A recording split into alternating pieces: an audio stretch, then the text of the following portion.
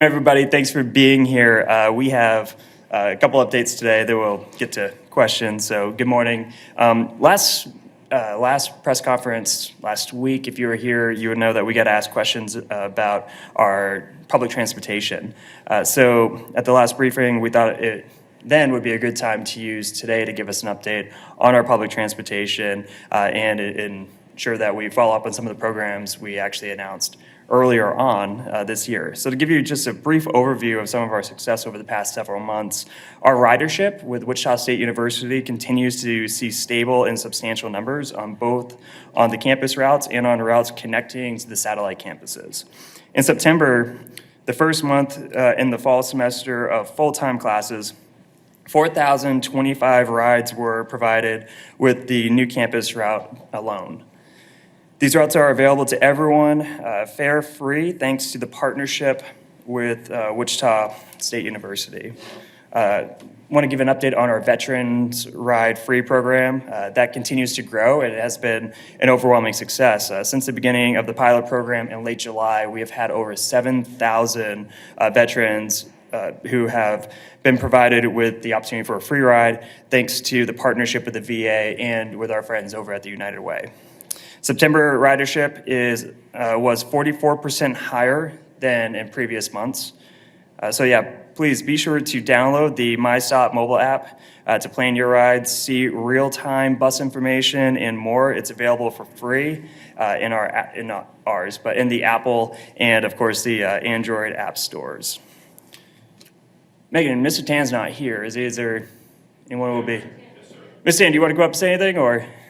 Wasn't sure if you're going to make it or not, but Mr. Tan is our director for our public transportation, so some reflections from his vantage point might be beneficial. Thank you, Mayor. I'll just obviously the mayor filled you in on everything that's currently occurring at Wichita Transit. We're also preparing to roll out into the test mode a mobile ticketing option so that it'll be contactless. A person will be able to go to an app, download any of our product, 30 ride passes, day passes, and then download it with their phone and use it just like when you go to Starbucks, you just beep the fare box. So again, in this whole mode of making things contactless, we're working very hard in disinfecting our buses every day, every night. We're using deionizers in order to do that, so those buses are as clean as they possibly can be. So we're trying to make public transit as safe as we can, and we're looking forward to starting to break ground on our new multimodal center down in Delano. And if there's anything that you ever need, Phil, don't ever hesitate to give me a call over at Transit. We'd love to help you out. Thank you, Mr. Tan. And also, I, as walking in, was made aware that on Election Day, we'll have free rides all day on Election Day. Is that correct? Megan, what was the phrase you used to describe that? I think you used a different phrase, something about you could be a poodle in a sundress and we'll not ask questions, we'll still give you a ride. So Election Day, free rides for everyone on Election Day. We want to encourage participation in our democracy, and riding a bus for free gets you to and from your polling location. All right, so street diets, we want to ensure everybody has a chance to weigh in to help shape the future of our streets. Our street diet survey closes on October 20th. If you haven't already, please take the survey and follow along with the project at wichita.gov/downtown streets. Also, it looks like I got an update about plastic bags. Also, work continues to explore how the community feels about plastic bags. The Plastic Bag Task Force has launched a survey to see how the community feels about increasing or decreasing our plastic bags, or where we currently still are. You can find it pinned to the top of our City of Wichita Facebook and Twitter pages, so please take time to fill out that survey. We want to hear from you, so please weigh in, as that always helps us create better policy. All right, I guess I'll open up to questions. So the big story this week, the lawsuit filed, including several other local leaders. Did you want to say anything about that, or do you have any, you've likely seen the other interviews, any reaction to how some of the other leaders have responded?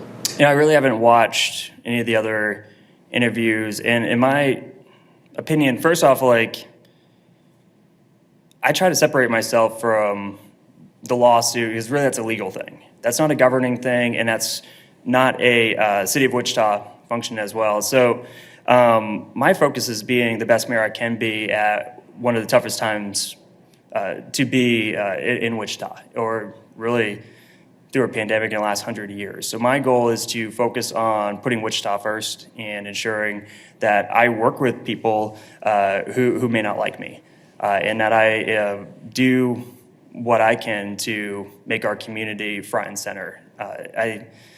I think that this is a legal matter. My lawyer has been good at answering questions and being open, and we are following the evidence and ensuring that the process plays out, because really we want to, when I ran, I said we're going to clean up politics, and this is part of it, is exposing the type of stuff that people go through. Yeah, with politics, it being an election time, just a few weeks away from Election Day, touch on that a little further. You say cleaning up politics. What would you like to see happen in our community as far as that goes? Really, I want to see more people get out and vote. I want to see more people vote. I want to see good people put their names on the ballots. I want to see people not afraid to come out and lay out their vision and to participate. And to do that, we got to make sure that people won't be at risk of having their reputations and their lives destroyed from bad actors.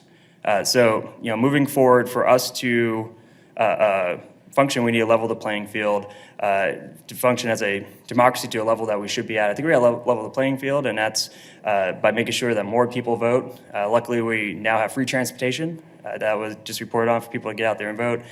Yesterday, I think was yesterday for the last day of signing up to register to vote, but you can still request a ballot by mail.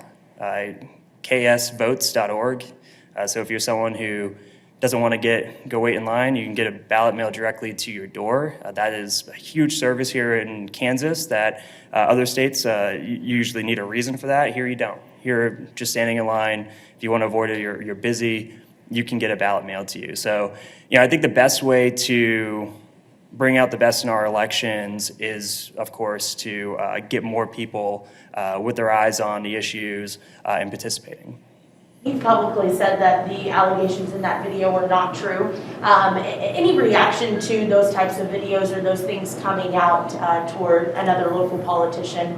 Any more views on that? Have they come out towards another? Is there something I'm missing? Yeah.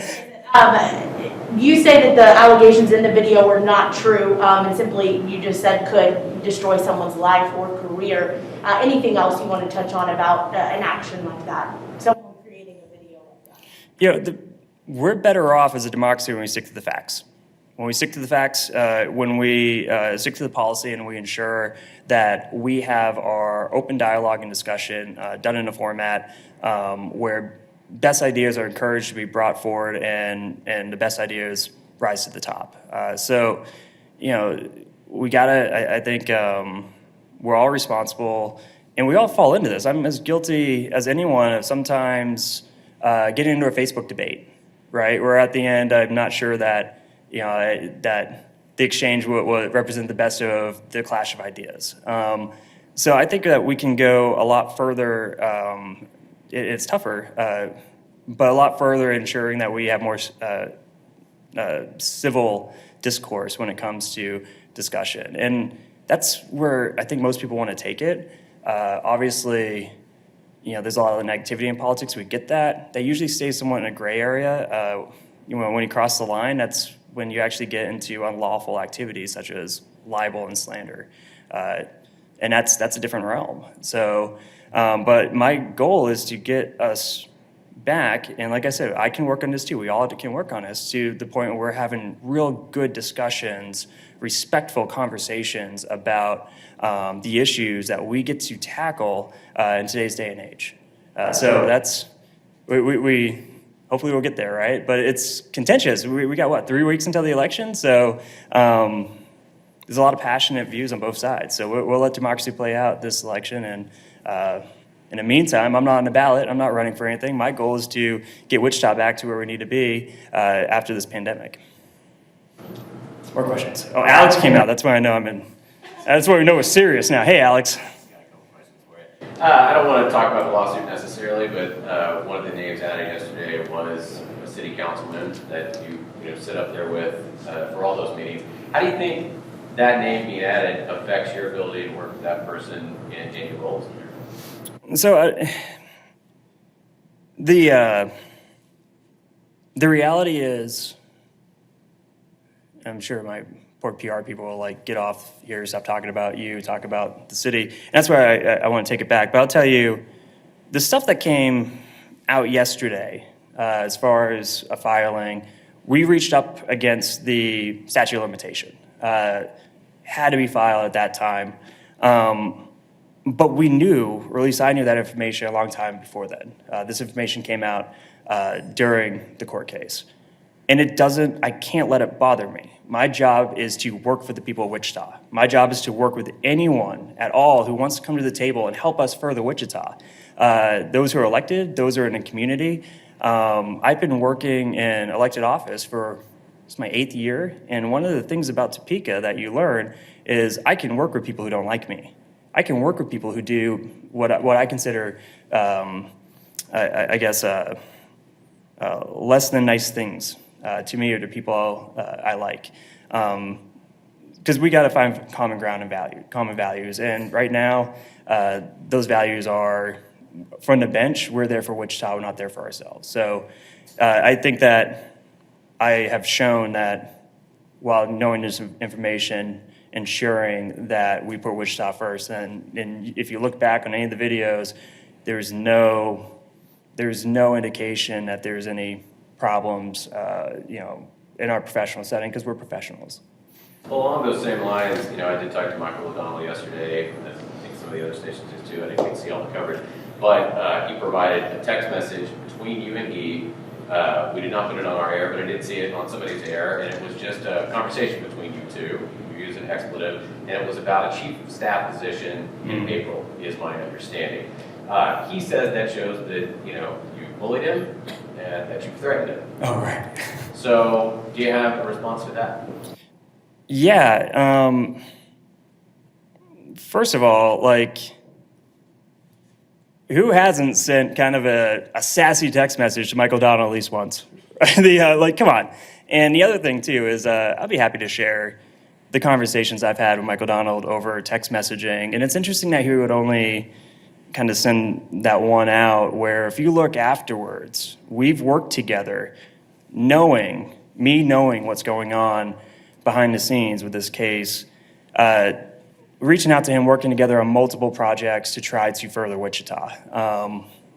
Some of them, I think, more successful than others, but the idea that he's bullied because, he got a sassy text message,